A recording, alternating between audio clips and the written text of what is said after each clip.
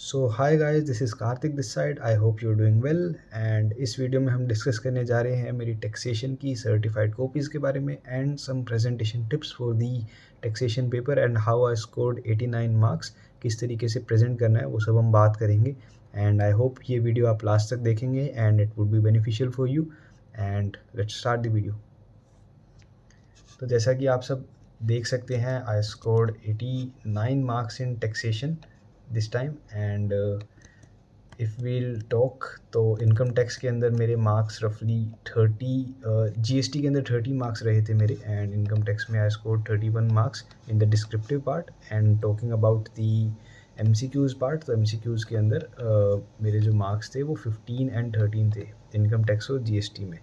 तो मतलब आप 28 मार्क्स एमसीक्यू में कर लीजिए and 30 and 31 marks, 61 marks total descriptive में आया आउट ऑफ 70। ठीक है, तो इस तरीके से मार्क्स है टोटल्स टू 89। सो फर्स्ट हम इनकम टैक्स का डिस्कस करते हैं, किस तरीके से मैंने पेपर प्रेजेंट किया था and how did I manage to score 31 marks out of 35। ठीक है, तो अपने इनकम टैक्स का क्वेश्चन पेपर खोल लेते हैं, साथ में उसके साथ डिस्कस कर लेते हैं। So the first question of income tax, जो कि सबसे पॉपुलर क्वेश्चन रहता है, दैट इज़ अपना 15 मार्क्स वाला क्वेश्चन इनकम टैक्स के अंदर, जिसके अंदर सारी एडजस्टमेंट्स आती है। तो ये कुछ क्वेश्चन था, ये मेरे हिसाब से बुक में भी था एंड बीबी सर की जो लास्ट वाली वीडियो थी सुपर 30 वाली, शायद उसके अंदर भी सर ने करवाया था। ईजी क्वेश्चन था बहुत। लेट्स सी इसके अंदर मैंने कितना स्कोर किया एंड क्या रहा स्कोरिंग वगैरह, let's see. So talking about the first question, आप देखेंगे फर्स्ट पेज ब्लैंक छोड़ करके सेकंड से मैंने स्टार्ट किया। तो सबसे पहले मैंने इनकम टैक्स ही स्टार्ट किया था, तो इसके हिसाब से देखते हैं। तो प्रॉपरली प्रेजेंट किया, नाम, असेसमेंट ईयर वगैरह, computation of total income, you will see the boxes. यहाँ से इनकम फ्रॉम हाउस प्रॉपर्टी का कैलकुलेट किया। आप देख सकते हैं किस तरीके से कैलकुलेट किया, सेट ऑफ अगेंस्ट पीजीबीपी करके यहाँ पे निल कर दिया, फिर पीजीबीपी स्टार्ट किया एंड इस तरीके से कुछ प्रेजेंटेशन किया। सबके आगे मैंने नोट्स वगैरह भी लिखे हैं। एंड इसके बाद आप देखेंगे तो खाली स्पेस भी रह गया था, बट इट्स ओके। आगे इनकम रॉन्गली क्रेडिटेड, तो ये सब लिख दिया नेगेटिव करके। नोट नंबर्स ज़रूर डालें हर चीज़ के आगे। और फिर पीजीबीपी की इनकम आ गई and capital gains, income from other sources, फिर ग्रोस टोटल इनकम आई, आगे डिडक्शंस माइनस करके दिखाई। एंड इसी के बाद लास्ट के अंदर काफ़ी सारी डिडक्शंस, और इसमें डिडक्शन के आप देख सकते हैं कि ATEE वगैरह ये जो भी डिडक्शन है, इसके अंदर भी मैंने सारा एक्सप्लेन भी कर दिया जहाँ रेलेवेंट लगा। सिंस लोन वो sanction between this date and इतनी डिडक्शन इज़ अवेलेबल, ATG की deduction and net taxable income निकाल दी। ठीक है, यहाँ तक हो गया। अब आप एक चीज़ देखेंगे इसके अंदर, you will notice one thing कि इस पेज पे मैंने यहाँ पे नोट्स लिख के कट किया, बिकॉज मैं यहाँ पे पहले नोट्स शुरू कर रहा था, बट मुझे रियलाइज़ हुआ कि नहीं यार, नोट्स नेक्स्ट पेज पे कर देता हूँ, ठीक रहेगा, कोई दिक्कत नहीं, पेज खाली छूट जाएगा। एंड आप देखो लेजिट ये पेज भी फिलअप हो गया। अगर मैं नोट्स यहीं शुरू कर देता तो मेरे नोट्स और जो आंसर है वो क्लैश करते और लेजिट सेविंग होगी, बिकॉज अगर यहाँ से नोट शुरू कर दिए होते तो मुझे आंसर आगे मूव करना पड़ता, जो कि बहुत गंदा लगता और शायद मार्क्स भी ना आते, it would have been difficult. तो गाइज यू कैन सी, ये नोट अगर मैं ना लिखता तो it would have been a mess और मार्क्स भी कट सकते थे उस टाइम पर, है ना। तो इट्स मच बेटर कि मैंने पेज छोड़ दिया। तो आप भी कर सकते हैं। कंप्यूटेशन ऑफ टैक्स लायबिलिटी उस पेज पे ही नहीं की मैंने, नेक्स्ट पेज पे इसको कंटिन्यू किया। ठीक है, तो इस तरीके से टैक्स लायबिलिटी नेक्स्ट पेज पे कंटिन्यू करके यहाँ पे ही टैक्स स्लैब्स वगैरह लिख के and I calculated the tax, net tax liability को थोड़ा बॉक्स में बना दिया। इस तरीके से हो गया। ठीक है, एंड इसके बाद यूल सी अब नोट्स चालू होते हैं आंसर के, इतने आगे, लाइक 9th पेज से नोट शुरू हो रहे हैं। पहला पेज मैंने छोड़ दिया था शायद, सेकंड से आंसर शुरू हुआ एंड 9th पेज से नोट शुरू हो रहे हैं। 9th पेज से लाइक सारी SGST penalties and all, third number note, fourth, fifth, कहीं पे सेक्शन नहीं आता तो सेक्शन भी लिखा है। जैसे इतना रेलेवेंट नहीं लगा मुझे सेक्शन लिखना, बट जहाँ याद आया वहाँ लिख भी दिया। ठीक है, तो इस तरीके से आप देखोगे सारे नोट्स लिखे। 8 नोट्स तो यही होगी, इतने नोट्स, मतलब 11वें पेज तक ये आंसर चल रहा था। इसमें मुझे 12.5 मार्क्स दिए इन्होंने। ठीक है, तो इस तरीके से चला ये आंसर। अगर हम अगला देखते हैं तो अगले के अंदर इसके अगला question if we talk about, तो मिस्टर तिलक वाला कोई क्वेश्चन था, आर एंड ओ आर का कोई डिफरेंस था रेजिडेंस वगैरह का, तो इन्होंने ये पूछा था। तो इसको मैंने कुछ इस तरीके से प्रेजेंट कर दिया था। इनकम लिख दी, यहाँ नोट्स डाल दिए, एंड इसमें देखोगे लाइनिंग काफ़ी टेढ़ी होगी तो इट लुक्स प्रिटी बैड, इतना अच्छा नहीं लगता ना। तो इस तरीके से देखोगे आप R O R N O R का सारा डिफरेंसेस लिख के, अब यहाँ पे भी काइंड ऑफ थोड़ा सा मेसी सा हो गया था, बट मतलब बाय लक मेरा लास्ट लाइन तक पूरा आ गया था ये। तो थोड़ी स्पेस छोड़ के करोगे तो फ़ायदा ही रहेगा। नोट्स नेक्स्ट पेज से देखोगे तो गंदी राइटिंग थी, बट ठीक था, जैसे तैसे करके लिख दिए। And if you see amount of untaxed net profit जो भी है ये सब चीज़ें पूरा लिख के, एंड उधर तक आंसर ख़त्म हो गया था इसका। ठीक है, तो इस वाले आंसर में मुझे 5.5 मिले आउट ऑफ 6, जो कि आंसर गलत नहीं था, हाफ मार्क्स उन्होंने प्रेजेंटेशन का काटा है। तो आप देख सकते हो प्रेजेंटेशन के भी मार्क्स कटते हैं, इससे ये चीज़ समझ में आती है। और पुराने क्वेश्चन में भी कहीं ना कहीं कटे थे, क्योंकि मेरे को सिर्फ 12.5 मिले आउट ऑफ 15। एंड इसके अगला क्वेश्चन TDS वाला क्वेश्चन था, जिसमें आप देख सकते हैं दिस वाज द क्वेश्चन। इसमें TDS TCS की 2 अलग अलग चीज़ें पूछी हुई थी हमसे। तो मैंने कैसे लिखा देखो, फर्स्ट पार्ट जो था TDS needs to be deducted, section लिख दिया 10% रेट, और ये बेसिकली प्रोविजन हो गया इतना पार्ट। ठीक है, एंड यहाँ से लिख दिया कि TDS should be deducted on amount exclusive, here TDS equals to this amount. And दूसरे में जो TCS वाला था, जो कार पे लगता है शायद, ये वो बोला था 1F फरारी वाला जो सर बताते थे, TCS needs to be collected at the rate 1%। तो ये सारा लिख दिया। गाड़ी की amount exceeds 10 lakh, here no TCS on 4 lakh since it is below 10 lakh. However TCS of 12,000, इतना सारा प्रोविजन अच्छे से लिख दिया। ठीक है, इसमें मुझे 4 में से इन्होंने 3 दिए। अब आई डोंट नो क्यों काटे, नंबर पूरा लिख दिया, बट मे बी थोड़ा कंटेंट कम था, मतलब एक आंसर को 4 नंबर के आंसर को एक पेज में कर दिया। मे बी थोड़ा सा कंटेंट ज़्यादा होता तो फ़ायदेमंद रहता, राइट। देखो मैंने जगह भी छोड़ी थी, but I didn't try it, जल्दी पूरा हो गया था आंसर। इसके बाद थर्ड क्वेश्चन था, that was mister Ravi retired वाला, ये सब क्वेश्चन था। इसके अंदर डिडक्शंस कंप्यूट करनी थी शायद।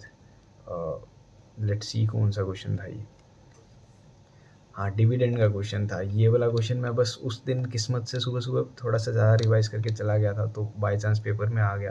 तो डीम डिविडेंड का क्वेश्चन था ये। 10% और मोर का इंटरेस्ट है, क्लोजली हेल्ड कंपनी है, बाई चांस आ गया था किस्मत से ये। तो ठीक है, इसमें मेरे मार्क्स बन गए थे। एंड कितने दिए इन लोगों ने मुझे? 2 में से 2 दे दिए थे इस पार्ट में। काफ़ी लिखा भी था 2 मार्क्स के लिए। अगर आप देखोगे पिछले क्वेश्चन में मैंने 4 मार्क्स के लिए इतना सा लिखा था, और इसमें आप देख रहे हो तो 2 मार्क्स के लिए रफली 1.5 पेज मैंने फिलअप कर दिया, तो मार्क्स मिल भी गए कंटेंट लिखने के। सेकंड पार्ट जो था, इसके अंदर इन लोगों ने शायद डिडक्शन अलाउबल अंडर सेक्शन 35 का पूछा है। तो इस तरीके से देखोगे तो प्रेजेंटेशन ठीक है, थोड़ी लाइंस और स्ट्रेट होती तो अच्छा लगता। तो इस तरीके से देखोगे, नोट्स भी लिखे हुए हैं, परसेंटेज लिख दिया। अब ये वो वाला सेक्शन है साइंटिफिक डोनेशन वाला, इसमें 35, 1, 2 ऐसे करके अलग अलग चीज़ें थी, बट मुझे इतना याद नहीं था। तो जितना भी याद आया मैंने लिख दिया। सेक्शंस पूरे याद नहीं थे, सिर्फ 35 याद था। तो आप देखोगे किस तरीके से चल रहा है ये सारा लिख के। डिडक्शंस जो थी नोट्स लिख दिए। एंड नेक्स्ट पेज पे हम जाते हैं अगर, तो इसके अंदर सारे नोट्स लिख दिए। Section 35, any expenditure allowable, capital, this सारा अच्छे से लिख दिया। जहाँ अंडरलाइन कर सकता था कर दिया, कई कई जगह पे नहीं भी हुआ। तो इस तरीके से चला। एंड यू विल सी इसके अंदर मुझे 4 में से 4 नंबर मिले। तो इट्स नॉट बैड, अच्छे से लिखा तो नंबर मिले भी। आप देख रहे होंगे कि कई जगह पे कम अंडरलाइन किया हुआ मैंने, which is not suggestible. Underline कर देना, मेरे को थोड़ा टाइम कंस्ट्रेंट था तो शायद नहीं किया था, तो अंडरलाइन ज़रूर करना, ठीक है। और जो इसका तीसरा पार्ट है, ये वाला पार्ट, इसके अंदर कैपिटल गेन निकालना था। इजी क्वेश्चन था एकदम। इसकी प्रेजेंटेशन देख लो, नाम लिख दिया, assessment year, computation of capital gains, proper box बनाया, full value of consideration, transfer, net consideration, यहाँ इंडेक्स को उसकी देख लो, एक्विजिशन का लिख दिया। इस ये जो 13 लाख है ये कैसे आया, ये लिख दिया higher of cost of acquisition and FMV, तो 10 लाख और 13 लाख, ठीक है। तो इन दोनों का हायर था, और since FMV on 1/4/2001 is higher than cost of acquisition, इसलिए ये 13 लाख आई। तो इस तरीके से थोड़ा मैंने प्रेजेंट किया था। और इंडेक्स कॉस्ट ऑफ इम्प्रूवमेंट लिख दिया, ये आ गया। LTCG आया, टैक्सेशन आया, यहाँ पे भी थोड़ा सा एक्सप्लेन कर दिया, ठीक है, कि इसको गिफ्ट मिल रहा है एंड ऑल। तो इस तरीके से पूरा आंसर किया। इसमें से भी 4 में से 4 नंबर दिए। तो इनकम टैक्स में कुछ इस तरीके से किया था। इनकम टैक्स के MCQs कंपैरेटिवली ठीक थे इस बार, ज़्यादा मुश्किल नहीं थे। तो मेरे उसमें फुल मार्क्स आए MCQs के अंदर। तो इनकम टैक्स में अगर इफ़ेक्टिव स्कोर देखते हैं तो that would be 46 marks out of 50। तो काफ़ी सही स्कोर रहा इनकम टैक्स में मेरा। अब अपने जीएसटी की आंसर शीट डिस्कस करते हैं साथ में। सो गाइस, अब आते हैं जीएसटी के पेपर पर and I score 30 marks out of 35 in GST, जिसके अंदर एमसीक्यू में मैंने 15 में से 13 मार्क्स स्कोर करे थे। ठीक है, तो it is 43 marks out of 50। तो जीएसटी का हम डिस्कस करते हैं क्या रहा जीएसटी में, प्रेजेंटेशन कैसी रही। तो the first question for GST was this one. ठीक है, इसमें कुछ आउटवर्ड सप्लाईज की डिटेल्स थी एंड इनवर्ड सप्लाईज की डिटेल्स थी, जो कि बेसिक आता है 10 नंबर वाला क्वेश्चन कि हमें किस तरीके से सारा प्रोसीड करना है।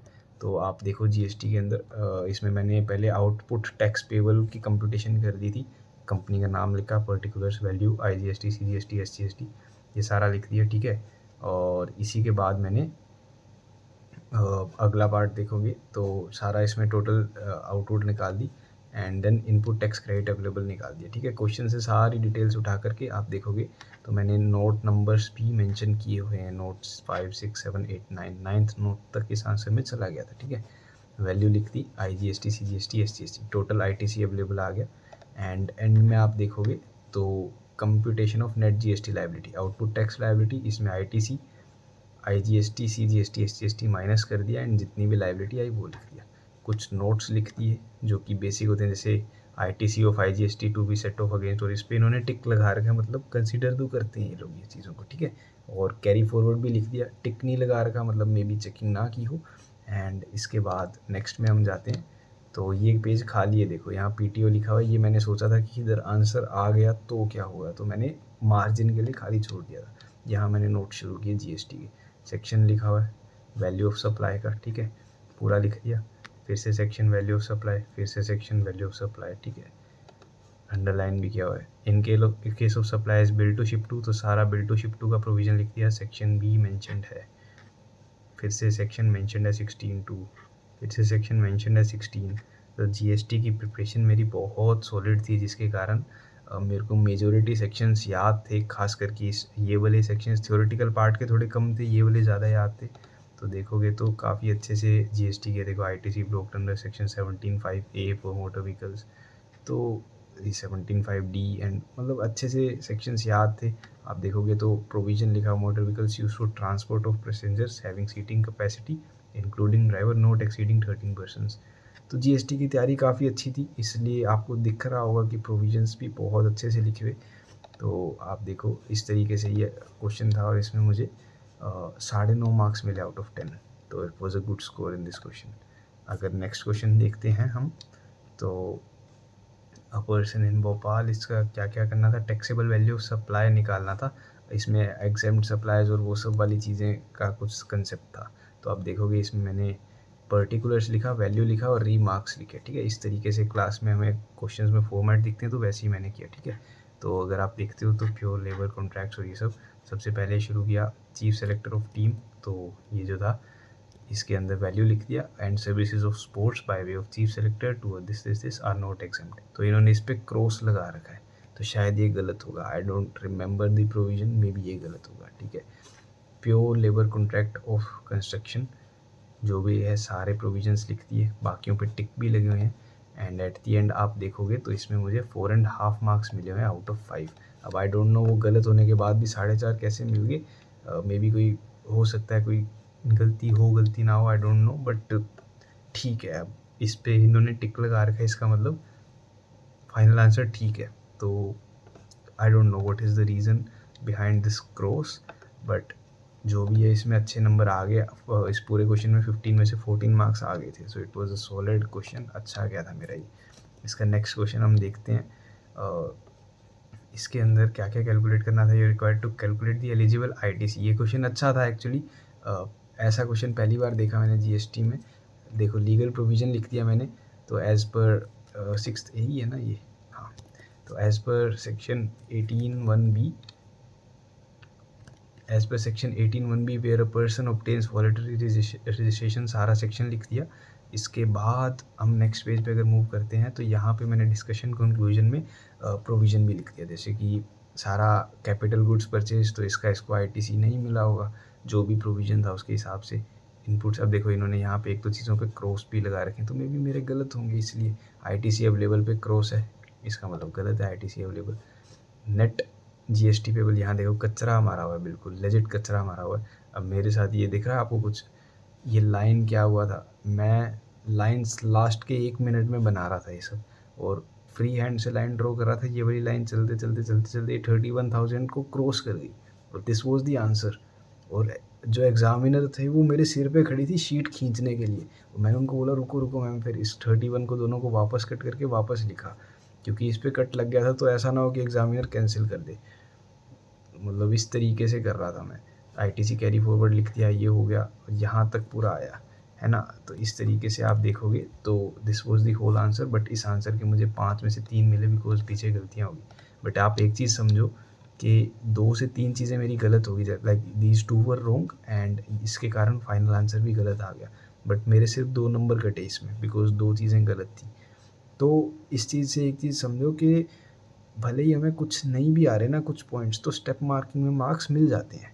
तो टेंशन मत लेना कि हमें कोई चीज़ नहीं आ रही, step marking gives you marks, ठीक है। एंड ये बी पार्ट है, इसके अंदर इंडिपेंडेंट केसेस थे क्वेश्चन के, तो 3 अलग अलग इसके पार्ट्स हो गए बेसिकली। तो इसके देख लो कि हमें अलग अलग बताना है। प्लेसेस ऑफ सप्लाई का क्वेश्चन था, तो पहले में मैंने सेक्शन मेंशन किया है, अंडरलाइन वगैरह नहीं किया। Place of supply for goods rent through by courier, पूरा प्रोविजन लिख दिया। And here place of supply is Kolkata West Bengal, इसको अंडरलाइन कर दिया। सेकंड में फिर से सेक्शन 12 दिस पूरा प्रोविजन लिख के, हेयर प्लेस ऑफ सप्लाई, इसमें 2 पार्ट्स थे, 11 सितंबर 15 ऐसा कुछ था, तो दोनों लिख दिए मैंने, और थर्ड में भी लिख दिए। तो प्लेस ऑफ सप्लाई में मुझे 5 आउट ऑफ 5 मिले, जो कि गुड स्कोर था। थोड़ी सी यहाँ पे कटिंग हो गई थी, but it was still good presentation मेरे हिसाब से। तो लास्ट वाले का भी पूरा लिख दिया। तो आप देख सकते हो किस तरीके से मार्क्स मिले। जो रेलेवेंट चीज़ थी प्लेस ऑफ सप्लाई की वो अंडरलाइन कर दी थी, प्रोविजन उनको दिख ही रहा था, तो इस तरीके से इट वेंट। और जो 7th क्वेश्चन था इसको मैंने छोड़ दिया था, I don't know the reason, तो आई जस्ट लेफ्ट इट। और 8th क्वेश्चन की बात करें तो describe the conditions to be satisfied for availing discount of post supply discount. तो इजी क्वेश्चन था, सेक्शन 15(3) डिस्काउंट वाले का था। तो ये देखो लीगल प्रोविजन सेक्शन लिख दिया, discounts are excluded from value of supply पूरा लिख दिया। However for post supply discount, अब देखो तीनों चीज़ें लिख दी। Such discount should be agreed at time of supply, underline. Second point, mentioned in invoice, underline. और थर्ड पे discount should be invoiced wise, ठीक है, तीनों लिख दिया। एंड नेक्स्ट पेज पर थोड़ा सा और लिख दिया, हाँ एक और कंडीशन थी, if the buyer reverse is the proportionate ITC, पूरा अंडरलाइन। Proportionate ITC is a very good keyword, ठीक है। इफ़ ऑल दी कंडीशन, डब्बा लगा के करा, condition are fulfilled then only it is. अब लीगल बस इतना आंसर था। तो इसमें आप मेरे मार्क्स देखोगे तो 5 आउट ऑफ 5 मार्क्स है। तो अच्छे से आंसर लिखा तो मार्क्स भी मिले, ठीक है। आप देख सकते हो किस तरीके की presentation, and this is perfect presentation मेरे हिसाब से, इससे ज़्यादा कोई सोचने की ज़रूरत भी नहीं। और 8th का बी पार्ट देखोगे तो इसके अंदर कुछ इन्वॉइसिंग का था, relating to invoice received, reverse charge का कुछ था। तो आप देख लो किस तरीके से किया हुआ है। सेक्शन 9(3) को कोट कर दिया, legal services quote provided by an advocate, उसका RCM का सारा है, प्रोवाइडेड वेयर, तो पूरा ये प्रोविजन चल रहा है, ठीक है। एंड सेकंड पे कंक्लूजन लिख दिया, here Mohan enterprise receive this, note डाल दिया पूरा। और इसमें मैं कंफ्यूज हो गया था, लेबर वगैरह का इन्होंने कुछ दे रखा था, पता नहीं क्या था, मेरे को समझ नहीं आया। तो उस चक्कर में आप देख सकते हो वो 80% सेक्शन 9(4) के अंदर जो भी था, मैं कंफ्यूज हो गया, जिसके कारण मेरे मार्क्स इसमें 2 मार्क्स कट गए। तो ठीक है, स्टिल अगर हम देखें तो marks were not pretty bad, है ना। अब इस तरीके से मेरे को टोटल GST में 30 मार्क्स मिले, एंड MCQ में प्रोबेबली एक MCQ गलत हुआ जिसके कारण 13 आए, सो 43 मार्क्स आउट ऑफ 50। तो आप देख सकते हैं presentation is not best presentation, but average presentation है, थोड़ी अच्छी मान भी सकते हो। मे बी मैं थोड़ी सी कटिंग्स कम करता। राइटिंग देखो, आप टेक्स्ट के पेपर में एक्सपेक्ट नहीं कर सकते बहुत अच्छी करने की, बिकॉज इतना सारा वास्ट चीज़ें होती है लिखने को कि राइटिंग ढंग से करना मुश्किल हो जाता है। बट थोड़ा स्केल से लाइंस वगैरह हम बना सकते हैं, थोड़ा केयरफुल होकर कटिंग्स कम कर सकते हैं, उतने से भी फ़ायदा हो जाएगा। थोड़ा सा और आंसर्स को खुला लिख लो, 1.5 पेज लगा रहे हो तो 2.5 लगा लो, कोई दिक्कत नहीं, बट जस्ट राइट ओपनली, ठीक है। उससे क्या होगा कि आपकी प्रेजेंटेशन बेटर रहेगी, और कटिंग्स भी होगी तो वो कंजस्टेड नहीं होगा, ठीक है। This is what you can do. आप देख सकते हो, जैसे ये लाइनिंग देखो कितनी गंदी लग रही है, बट ये मैंने इंस्टेंट रिग्रेट करा था बनाते, बट मेरे पास कोई ऑप्शन नहीं था, क्योंकि मैंने पहले आंसर्स लिखे थे, बाद में लाइन्स बनाई थी। This was my mistake. तो पहले आप लाइन बना लो, फिर आंसर्स लिख सकते हो, ठीक है। तो इस तरीके से कर सकते हो। बट आप देखोगे तो इट वाज गुड, मतलब ठीक थे आंसर। ये पहला आंसर मेरा 9 पेजेस तक गया था। तो इस तरीके से चले जाते हैं। तो it's not difficult to score in tax, आप इजीली कर सकते हो। अब स्ट्रेटजी कैसे रहेगी, फर्स्ट 15 मिनट्स में आपको बस इनकम टैक्स भी टच कर लोगे ना तो मेरे हिसाब से इनफ है। पेपर पूरा रीड कर लो फर्स्ट 15 मिनट्स में, फिर कुछ नहीं करना। 15 मिनट्स में आपके आराम से बाद के ना 7-8 मिनट बच जाएंगे पेपर पूरा रीड करने के बाद भी। मान लो 5 भी बच गए तो उस 5 मिनट में कुछ नहीं करना, इनकम टैक्स का जो मेन क्वेश्चन है 15 मार्क्स वाला उसको उठा के बैठ जाओ। अपनों ने क्वेश्चन खोल लिया, मान लो अपने पूरा क्वेश्चन पेपर रीड कर लिया, अपनों को समझ में आ गया कि कौन सा छोड़ना है। अगर इनकम टैक्स में आप देखोगे ना तो जनरली जो फोर्थ क्वेश्चन होता है ना, इसके अंदर थ्योरी पूछते हैं ये कहीं ना कहीं। जैसे कि आप देख लो थोड़ा सा रिटर्न फाइलिंग के क्वेश्चंस आते हैं, ठीक है। तो ये आपके डिसीजन है कौन सा आपको चूज़ करना है, आपको समझ में आ जाएगा। बट लास्ट के 5 मिनट जो होंगे ना रीडिंग टाइम के, उसमें आप इसको खोल के बैठ जाना बड़े क्वेश्चन को। कुछ नहीं करना, सारी रीडिंग कर लो अच्छे से और बाद में आप जो एडजस्टमेंट्स है इनको देखते रहो, क्या एडजस्टमेंट है क्या एडजस्टमेंट है। आपको सारा दिमाग में क्लिक हो जाएगा, अच्छा इसकी एडजस्टमेंट इसकी एडजस्टमेंट। जो डिफ़िकल्ट लग रही है मार्क कर लो। रिमेंबर, घबराना नहीं, डिफ़िकल्ट एडजस्टमेंट से 1 नंबर या 2 नंबर लेके जाएगी, उससे ज़्यादा कहीं नहीं जाते, ठीक है। तो इस तरीके से सारी मार्किंग कर लो और इस क्वेश्चन को अच्छे से कोट कर लो दिमाग में कि बस शीट मिलते इसको ढंग से लिखूँगा। और फिर बस शीट मिले तो आपको स्टार्ट करना है इस क्वेश्चन को और 25 मिनट के अंदर कोशिश करना है इसको मैं कर लूँ। इसके बाद आपके पास 10-10 नंबर के 2 क्वेश्चन और बचेंगे इनकम टैक्स के। कोशिश करना कि 1 आवर 30 मिनट्स तक मेरा इनकम टैक्स का डिस्क्रिप्टिव पार्ट पूरा हो जाए। 1 आवर 25 से पहले कोशिश करो तो बेस्ट है। अगले 15-20 मिनट में इनकम टैक्स के आपको एमसीक्यू करने हैं। लाइक कोशिश करके पूरे 140 तक या 145 तक मैक्सिमम, मतलब 145 ज़्यादा ही बोल रहा हूँ, 140 से पहले इनकम टैक्स पूरा कर लेना और फिर बचे हुए टाइम में जीएसटी के लिए आप प्रोसीड कर सकते हो। मैंने इस तरीके से किया था और उसी के कारण आपने देखा कि जीएसटी में थोड़ी राइटिंग और वो लाइंस वगैरह टेढ़ी मेढ़ी हो गई थी। तो बेस्ट स्ट्रेटजी तो यही है कि भाई इनकम टैक्स को 1 घंटा 35 या 1 घंटा 40 मिनट तक दो और जीएसटी 1 घंटे 20 मिनट में हो जाता है। दिस इज़ द स्ट्रेटजी, क्योंकि इनकम टैक्स थोड़ा सा लेंदी हो जाता है, तो इस तरीके से करोगे तो हो जाएगा। बट स्टार्ट इनकम टैक्स के डिस्क्रिप्टिव से कर लो, 1 घंटा 20 मिनट 25 मिनट में करो। 15 से 20 मिनट एमसीक्यू की स्पीड निकालो इनकम टैक्स की, 10 से 15 मिनट जीएसटी के एमसीक्यूज़ की स्पीड निकालो। इतने में आपके एमसीक्यू हो गए like total 35 minutes. And last के जो 1 घंटा बचेगा उसके अंदर आप जीएसटी का लिखने वाला पार्ट कर लो। इस तरीके से आपको स्पीड बनानी पड़ेगी। और ये एमसीक्यूज़ बीच में क्यों करने हैं, क्योंकि स्टार्टिंग में आप अपना आराम से इनकम टैक्स का जल्दी कर लो ये रीडिंग टाइम को यूटिलाइज़ करके, ठीक है। और जैसे ही इनकम टैक्स का हुआ तो उसी शीट के ऊपर आपको एमसीक्यूज़ करने होते हैं। जैसे कि आप देखोगे तो इनकम टैक्स की जो शीट है कि यहाँ पर MCQs for set A and B दोनों आते हैं, ठीक है। तो आप इस तरीके से इनकम टैक्स का पहले डिस्क्रिप्टिव पार्ट करके फिर एमसीक्यू इनकम टैक्स के करके फिर जीएसटी के एमसीक्यू करके शीट ए को पैक करके छोड़ सकते हो, ठीक है। इससे फ़ायदा क्या होगा कि हमारी शीट ए पैक करके साइड में रख देंगे एंड देन शीट बी को निकालो, जीएसटी का बचा जितना डिस्क्रिप्टिव पार्ट है करो एंड बंद कर दो। This was my strategy. अब हो सकता है अगर ये लोग शीट्स वगैरह चेंज कर दें इस एग्ज़ाम में, मैं कुछ नहीं बोल सकता, तो वो आप एग्जामिनेशन सेंटर जाके पता चल जाएगा। But this was my strategy. अगर शीट सेम रहे तो आप ये स्ट्रेटेजी फॉलो कर सकते हैं, इससे काफ़ी फ़ायदा रहेगा। प्रेजेंटेशन का मैंने बता दिया। देखो सेक्शंस जीएसटी में मुझे याद थे, इनकम टैक्स में बहुत कम याद थे, तो जितने याद आए मैंने लिख दिए। ऑब्वियसली थोड़ा बहुत तो प्लस पॉइंट रहता है बट बहुत ज़्यादा नहीं रहता ऐसे, तो लिख दिए सेक्शंस। रेलेवेंट प्रोविज़न हर जगह लिखा, जैसे आपने देखा legal provision, discussion and conclusion हर जगह ढंग से लिखा फैक्ट्स ऑफ केस के साथ। जीएसटी का ये रहा और इनकम टैक्स का भी आपने देख लिया।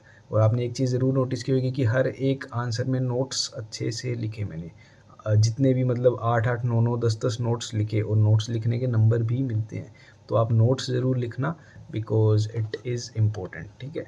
और इसी को छोड़ कर के आपको कोई भी एक्स्ट्रा चीज़ें मेंशन करनी हो आंसर में तो बेझिझक करना, इट शोज़ योर नॉलेज और उसी से ही एग्ज़ामिनर को लगेगा कि हाँ इसने प्रिपरेशन की है, ठीक है। तो जितना भी आप अच्छे से लिख सको कंटेंट फिलअप करो। अब आप बोलोगे कि क्वेश्चन लेंदी बहुत आते हैं जीएसटी एंड इनकम टैक्स के, तो इसका एक ही इलाज है भाई, प्रैक्टिस करो। प्रैक्टिस के बिना काम नहीं बनेगा, क्योंकि जितनी प्रैक्टिस करोगे तभी आप पॉसिबली ये क्वेश्चंस को टाइम पे कर पाओगे।